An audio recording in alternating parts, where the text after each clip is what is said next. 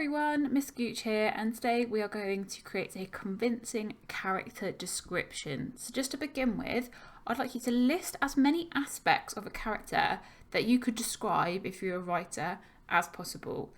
Pause the video now and then we'll see if we get the same afterwards. Alright, so the most obvious thing to describe about a character is definitely going to be their appearance.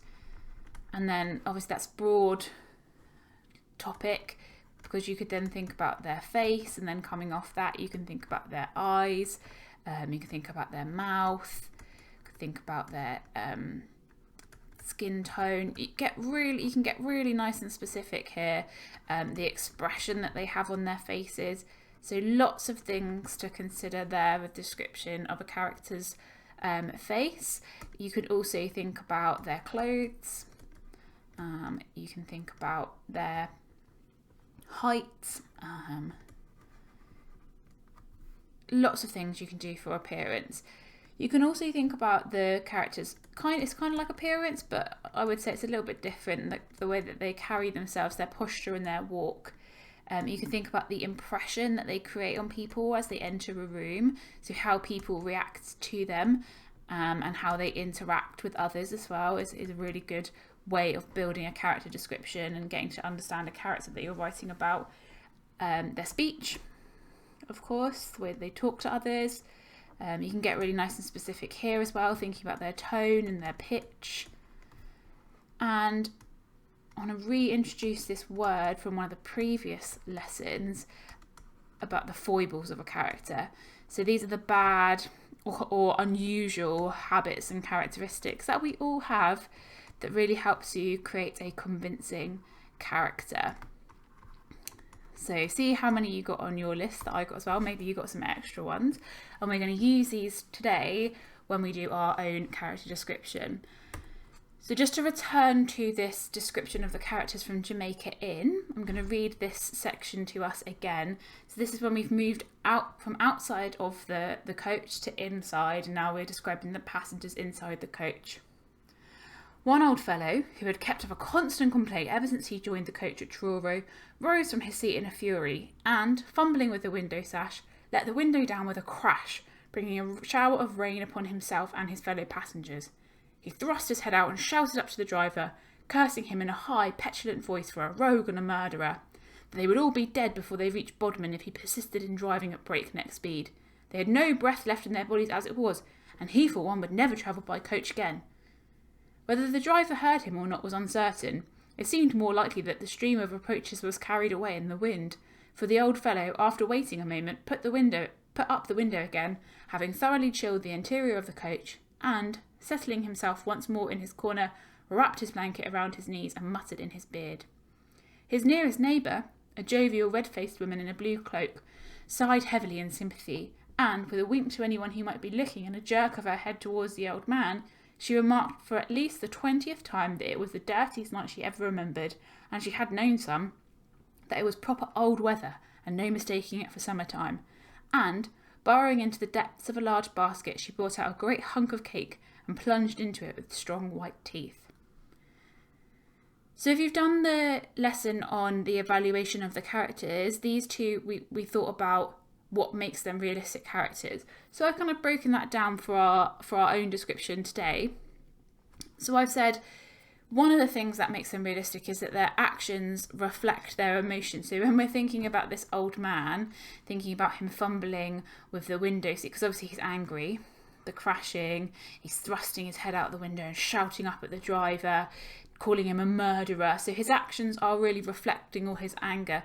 And same with the woman. It says she's jovial, which means she's like jolly, and then all of her actions reflect that. So she's got a jerk of her head and she winks at people, and she's trying to interact with people as much as she can.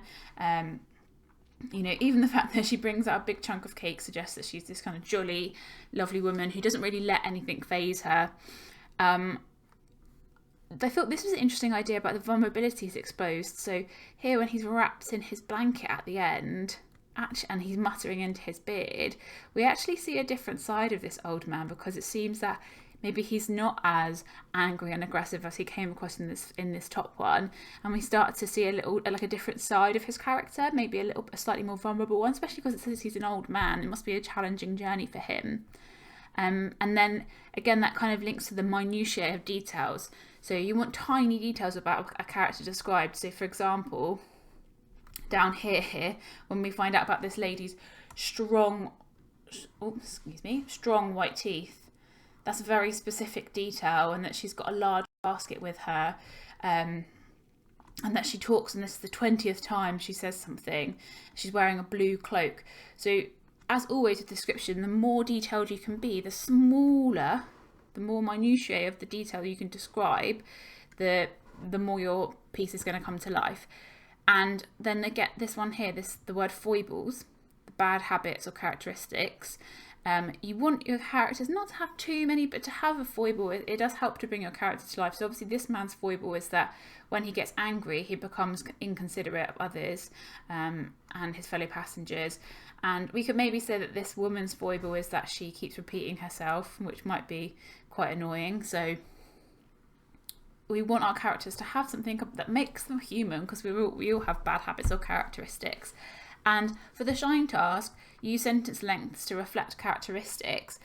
Up here with this paragraph, when the man is going on and on about how annoyed he is, you notice the sentences are quite long as well, because he's listing all the things that he's annoyed about. So that's what I mean when I say try and use sentence lengths to reflect characteristics. So we are going to build on our work from yesterday, which was doing the introduction. So we described a weather scene with a piece of transport. So you've either chosen a train or a coach or a plane or a bus, and we described the weather and the kind of environment there. Now we're going to describe two characters on that transport. So they're not going to be our main characters, they're two other characters on this mode of transport. So I went for a coach in the heat. So I think I'm going to go for a father. Actually, I think I'm going to go for a father and a son. And what I want really is I want two contrasting characters, so I can really start to build my description here. And for this, I'm going to have him be quite a young man, but with worry lines on his brow. So I'm starting to think as a reader, why has he got worry lines? I wonder what's happened in his life. I'm going to describe the sweat that's gathering on his head, because I want to reflect the environment there. And I might even say that I think I'm going to talk about him, how he pressed his head against the glass on the window, because that suggests maybe he's in a bit of turmoil, he's feeling a bit bad, and he's trying to maybe push a memory out of his head. And I think for a foible, because that's kind of the vulnerability exposed, and it's the actions that might reflect an emotion, I think I might have him biting his nails, and I might even have his little son telling him off for doing it, just to reverse the dynamic there. I think I want also to have his arm around his son.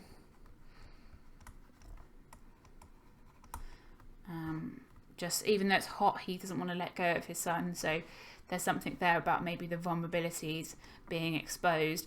And then in contrast, I want the son to be quite carefree. So maybe he's playing a game. I think he's going to be absorbed in a game. So you've got this kind of worrying father, and then this carefree son. He's going to... I think I'm going to say that he's making lots of noise. So I'm just going to keep building my description of these two characters. Pause the video now. You don't have to draw them, but you can if you want. Pause the video now and just plan out who your two characters are going to be. Alright, so let me have a go at writing up my plan. I'm going to start with describing the father. So I'm going to say, in the middle of the coach, sat a young man with his arm wrapped protectively around his son like a vice, which is a metal clamp that holds things in place. Sweat seeped through his pale blue shirt and spread rapidly from his armpit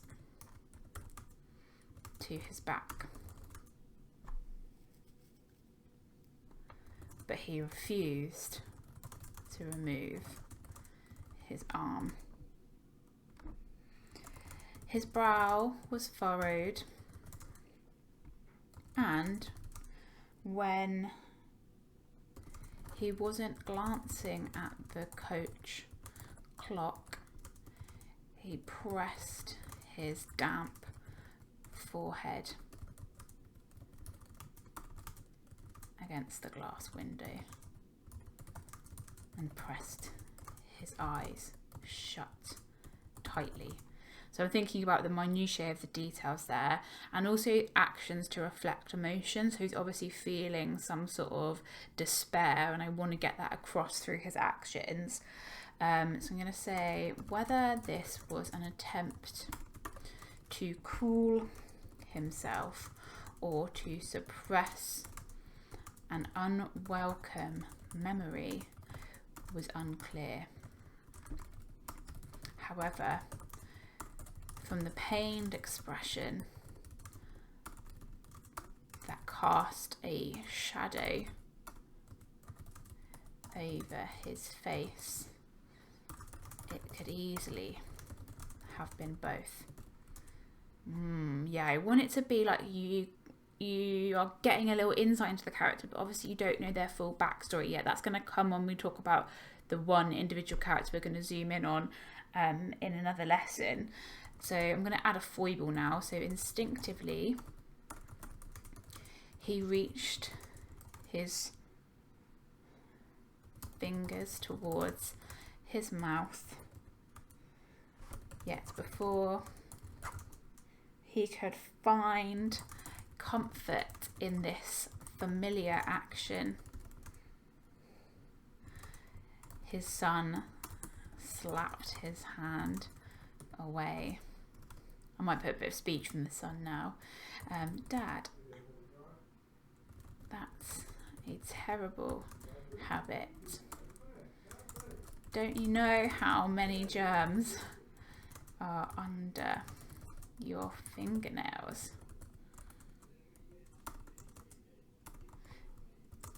Cool.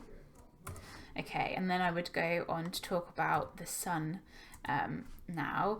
So